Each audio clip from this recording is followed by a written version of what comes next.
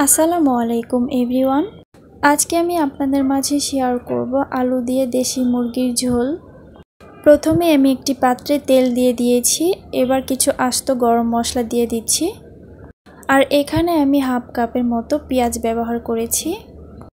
এবার এই পেঁয়াজগুলোকে নাড়াচাড়া করে নরম হওয়ার আগ পর্যন্ত একটু রান্না করে নিতে হবে। পেঁয়াজটা যখন কিনা একটু নরম হয়ে যাবে তখন আমি কিছু গুঁড়া মশলা অ্যাড করব। আপনারা বাসায় এভাবে রান্না করে দেখবেন, পরিবারের সবাই অনেক বেশি পছন্দ করবে। পেঁয়াজটা কিছুটা নরম হয়ে গিয়েছে। এবার আমি কিছু গুঁড়া মশলা অ্যাড করছি। দিয়ে দিচ্ছি 1 চা চামচ হলুদ গুঁড়া, আর দিচ্ছি 1 চা চামচ লাল মরিচের গুঁড়া। এবার দিচ্ছি ধনিয়ার গুঁড়া 1 চা চামচ।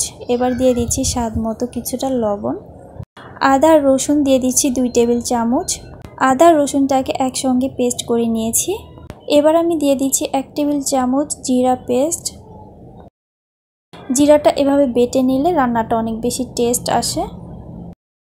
এবার আমি মশলাটাকে একটু খুব ভালো করে নাড়াচাড়া করে দিচ্ছি। মশলাটাকে খুব ভালো করে কষিয়ে নেওয়ার জন্য এখানে আমি দিয়ে দিচ্ছি অল্প পরিমাণে পানি। এই মশলাটাকে যত ভালো করে কষানো যাবে তরকারির স্বাদ তত বেশি ভালো লাগবে। যখন কিনা তেলটা উপরে চলে আসবে তখনই বুঝে নিতে হবে মশলাটা খুব ভালো করে কষানো হয়ে গিয়েছে। মশলাটাকে খুব ভালো করে কষিয়ে নেওয়ার পর এবার আমি এখানে দিয়ে দিচ্ছি 500 গ্রামের মতো মুরগির মাংস।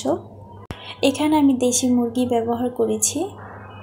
চিকেনটা দিয়ে দেওয়ার পর মশলার সঙ্গে খুব ভালো করে কষিয়ে নিতে হবে। চিকেনগুলোকে খুব ভালো করে কষিয়ে নেওয়ার পর এবার আমি এখানে একটি বড় সাইজের আলু দিয়ে দিচ্ছি। আলু আর চিকেনটাকে মশলার সঙ্গে খুব ভালো করে কষিয়ে নিতে হবে। এর জন্য আমি একটি ঢাকনা দিয়ে কিছুক্ষণ একটু রান্না করে নিচ্ছি।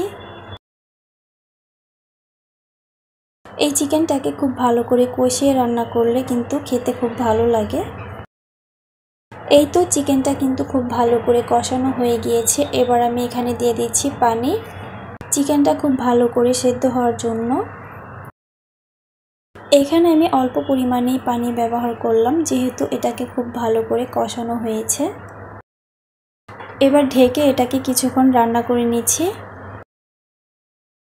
ঢাকনা খুলে দেওয়ার পর এবার আমি এখানে হাফ চা চামচ গরম মশলা অ্যাড করছি। আপনারা চাইলে এই পর্যায়ে কয়েকটা কাঁচামরিচ দিতে পারেন, তবে আমি এখানে দিলাম না। আলু আর চিকেনটা কিন্তু খুব সুন্দরভাবে সিদ্ধ হয়ে গিয়েছে। এর সাথে আমার রান্নাটাও কমপ্লিট। আশা করছি রেসিপিটি ভালো লেগেছে। ভালো লেগে থাকলে আমার এই চ্যানেলের পাশেই থাকবেন, অ্যান্ড লাইক কমেন্ট শেয়ার করবেন। অ্যান্ড আল্লাহ হাফেজ।